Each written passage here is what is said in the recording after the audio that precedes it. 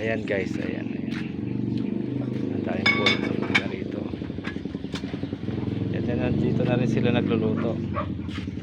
Sa likod ng bahay niya, ito yung likod.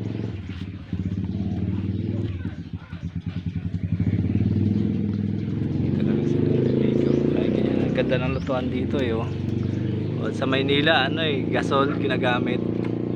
O, dito, kahoy lang oh. Kahoy lang yung ginagamit dito. Yan.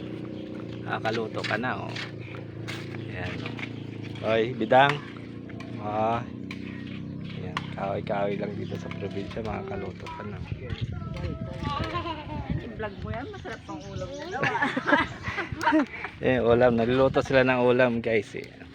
Tignan mo yung puno ng tignan mo naman dito, probinsya talaga oh, grabe.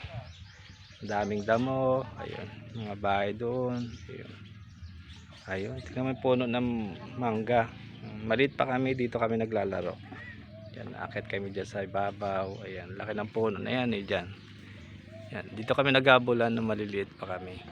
Dito sa puno ng mangga na to. Ayan, sinti na matagal na tong puno ng mangga na to. So, okay guys.